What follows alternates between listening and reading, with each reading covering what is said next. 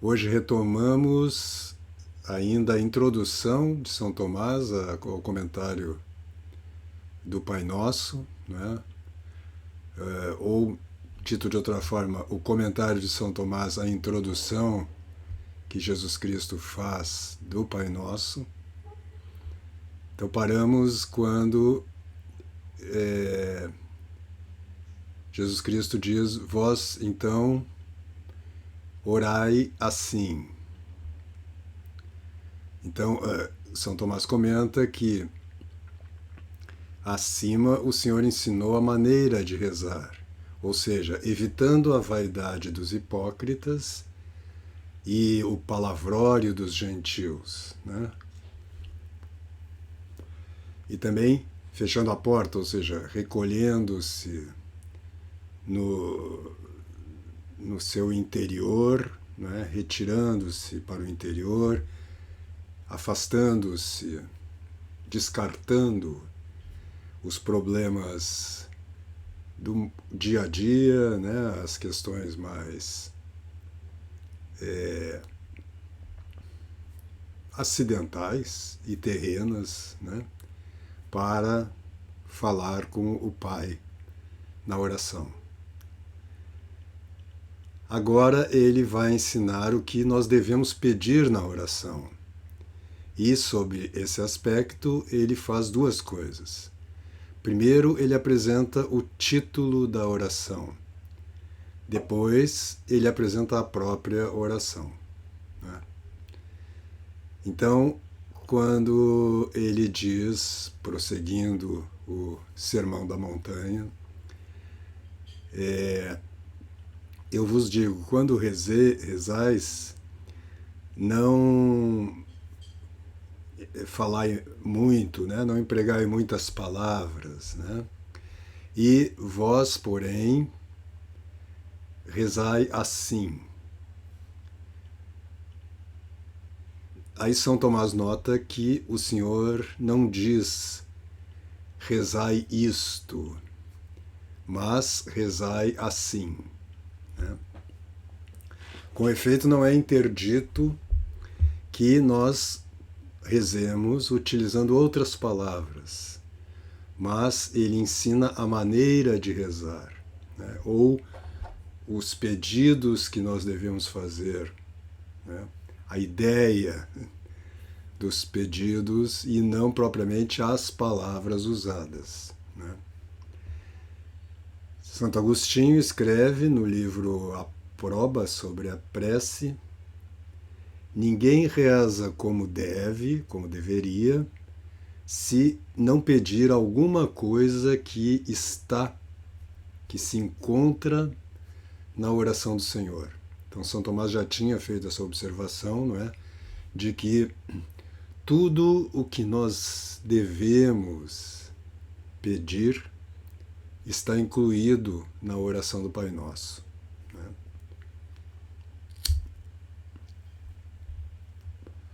Porém, é conveniente que nós usemos essas palavras, né? Porque são as próprias palavras ensinadas por Nosso Senhor Jesus Cristo, né? E aí São Cipriano, comentando isso, diz: esta é uma oração amigável e familiar, né? É uma oração amigável e familiar usar, pedir ao Senhor aquilo que lhe pertence, né? E dá um exemplo. É costume, com efeito, entre os advogados, que eles coloquem na boca de algumas pessoas o que elas devem dizer num processo, né? É comum o advogado orientar o seu cliente não só sobre o que ele quer dizer, mas inclusive as palavras que ele deve usar, não é? Para não usar palavras que possam ter um duplo sentido ou que possam ser usadas contra ele, né? Então também nesta prece o mais seguro ou melhor, esta prece é a mais segura, é a mais consistente, porque ela foi formulada como que pelo nosso advogado, que é mais sábio, no qual encontram-se todos os tesouros da sabedoria e da ciência. Colossenses 2:3. Cipriano diz, portanto, como nós temos o Cristo junto do Pai como advogado pelos nossos pecados, que prazer nós podemos ter pedindo, usando as palavras do nosso próprio advogado. Aí cita a primeira epístola de São João, nós temos um advogado, e é por isso que é dito em Hebreus 4,16, aproximemo-nos com confiança, não é? Então ele justifica que, primeiro, o conteúdo do Pai Nosso inclui, abarca tudo aquilo que nós devemos querer de Deus, tudo aquilo que nós devemos pedir, suplicar a Deus. E segundo, as palavras usadas são as palavras utilizadas pelo próprio Cristo, que é nosso advogado. E, portanto, é mais aconselhável que nós usemos as palavras ensinadas pelo próprio Cristo.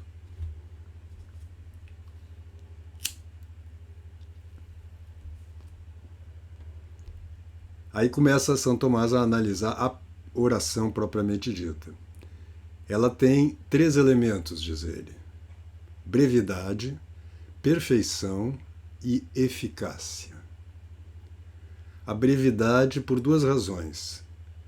Primeiro, para que nós a aprendamos com facilidade, tanto as crianças como os adultos, pois citando Romanos 10:12, o Senhor de todos é rico, e, portanto, é uma oração acessível a todos. Então ela tem que ser breve.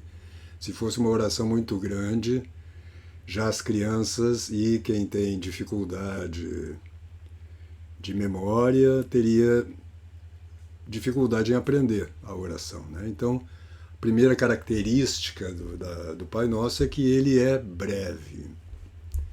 Segunda característica é a perfeição. Uma palavra breve e, como diz Santo Agostinho, tudo o que pode estar contido nas outras orações está inteiramente contido nesta. Então, de novo, São Tomás insiste nessa ideia e geralmente ele cita o Santo Agostinho, quer dizer, outra passagem de Santo Agostinho que ele reforça isto. Tudo o que as outras orações podem conter, esta oração já contém. Então ela é perfeita. Também está dito, né, que se nós rezamos conveniente e corretamente, quaisquer que sejam as palavras que digamos, não dizemos nada diferente daquilo que está apresentado na oração do Senhor. Aí ele cita Deuteronômio 32:4, as obras de Deus são perfeitas. Claro, é uma oração feita, composta pelo próprio Deus. E além disso, além então de ser breve e perfeita, ela é eficaz. Pois a oração, segundo São João Damasceno, é pedir a Deus aquilo que convém.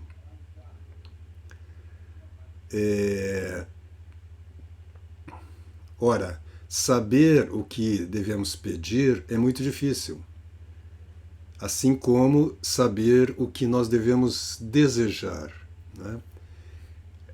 é muito difícil a partir da nossa própria mente, do nosso próprio pensamento, da nossa visão da nossa situação, né? E dentro da nossa situação saber o que nós devemos pedir e saber o que nós devemos desejar.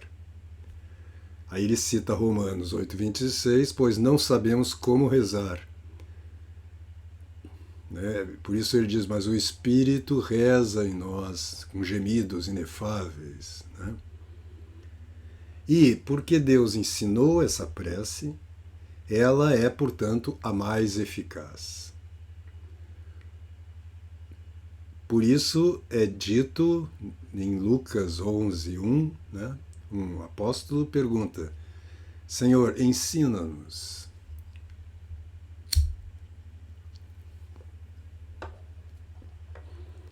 Ora, nesta prece, o Senhor faz duas coisas. Primeiro, ele apresenta a prece. Segundo, ele dá a razão da prece. Nesta passagem que é depois, né, do Pai Nosso, quando ele diz, com efeito, se vós dais aos vossos filhos, né, ele não dá toda a passagem aqui, mas, né, o que eles pedem, ninguém dá uma serpente para um filho que pede um pão, quanto mais o vosso Pai no celeste dará aquilo que vós pedirdes, né?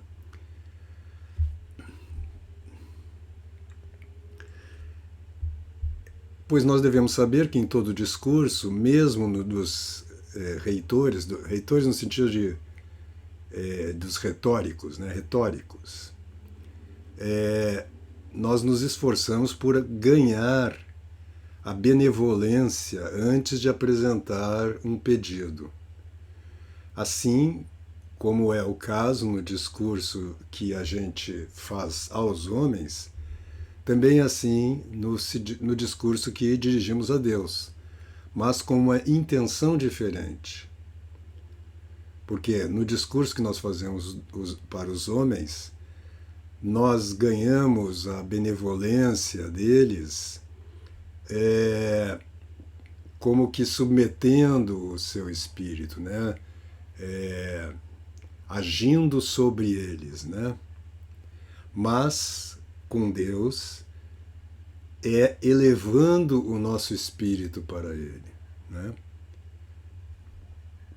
Desculpa, eu traduzi errado aqui. Eu estou lendo no francês e às vezes me escapa. Ele está dizendo, a diferença do discurso, quando você começa um discurso, um retórico, ele começa ganhando a benevolência da plateia, não é isso? E como é que ele ganha a benevolência da plateia?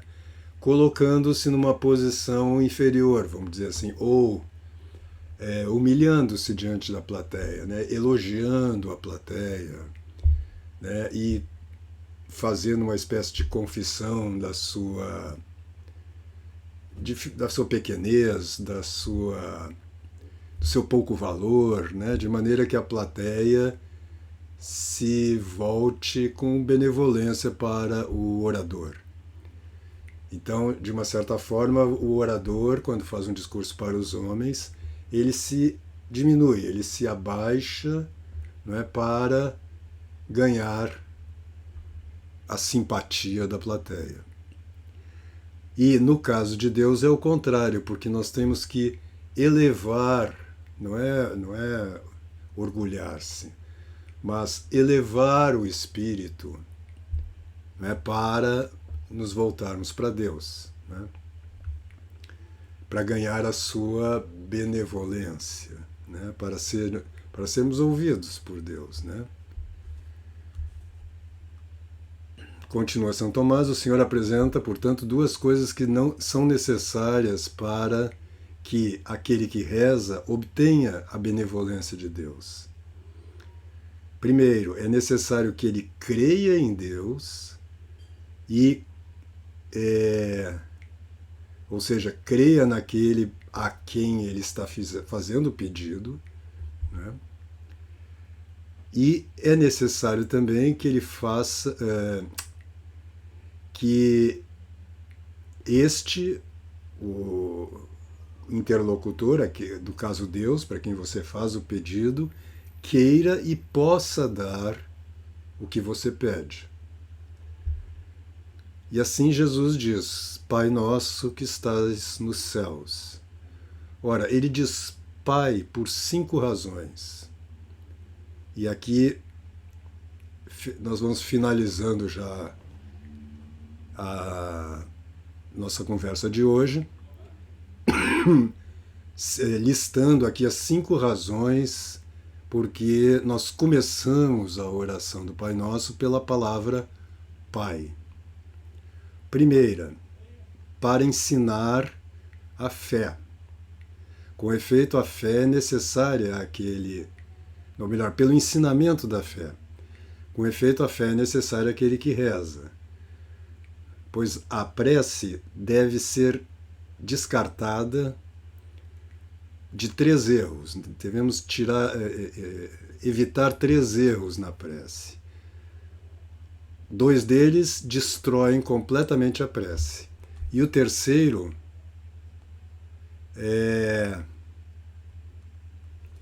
dá a ela mais do que seria necessário. Então, esses erros são descartados pela expressão Pai Nosso. Primeiro erro: alguns dizem que Deus não se ocupa das coisas humanas. Ele cita Ezequiel 9:9, Deus abandonou-os. De maneira que, segundo essa opinião, é vão pedir alguma coisa para Deus, porque ele simplesmente está muito acima de nós e não se preocupa com as coisas humanas. Outros dizem que Deus possui uma providência, mas que essa providência impõe uma necessidade às coisas. Esse é o segundo erro, né? O primeiro é que Deus simplesmente não se preocupa com as coisas humanas e, portanto, não adianta rezar para ele. O segundo é que ele já tem uma providência e já ele se preocupa com as coisas humanas, portanto, mas determinando como elas são, e, portanto, não adianta fazer um pedido porque Deus já, na sua providência, determinou as coisas. Ele vai fazer a vontade dele, independente do nosso pedido. E o terceiro erro vai mais longe, pois diz que Deus dispõe de tudo pela sua providência, mas que, pela oração, a providência divina é modificada. Ora, esses 3 erros são descartados pela expressão Pai Nosso, que estás nos céus. Pois se ele é pai, ele possui uma providência. Os pais cuidam dos seus filhos, não é isto? Então, essa primeira, já de que Deus não se preocupa com as coisas humanas, já é descartada, chamando ele de pai. A segunda é descartada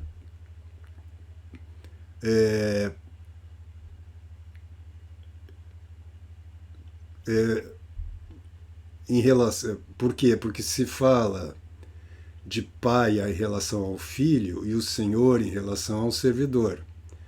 Assim, pelo fato de que nós dizemos pai, nós nos colocamos como filhos, nós nos chamamos de filhos. Pois não se encontra quase em nenhum lugar das Santas Escrituras que Deus seja chamado de pai por criaturas insensíveis, né?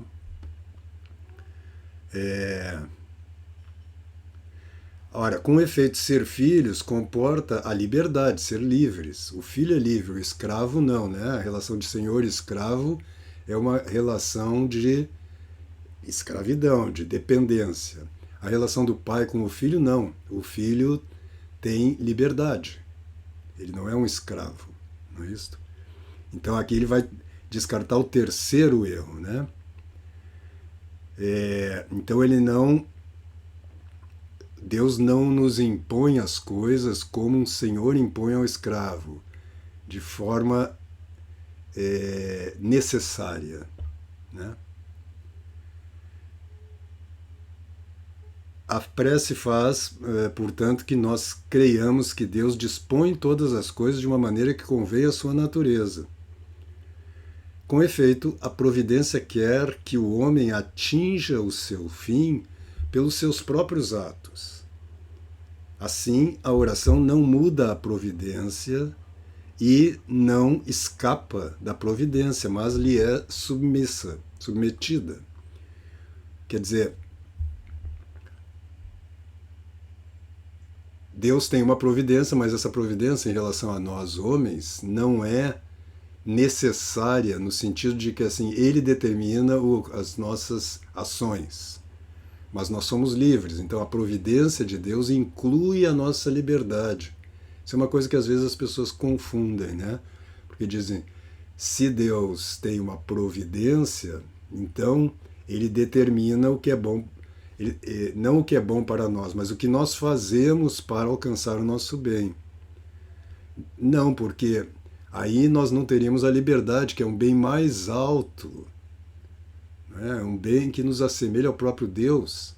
Então nós somos livres para escolher. Então está incluída na providência de Deus a nossa liberdade. Então ele nos conduz, a providência dele age em relação a nós de acordo com o uso que nós fazemos da nossa própria liberdade.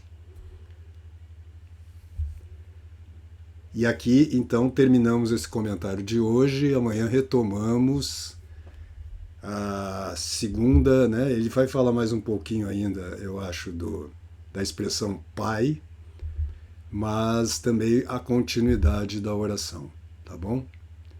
Então, por hoje era isto. Fiquem com Deus, que Deus os abençoe e até amanhã.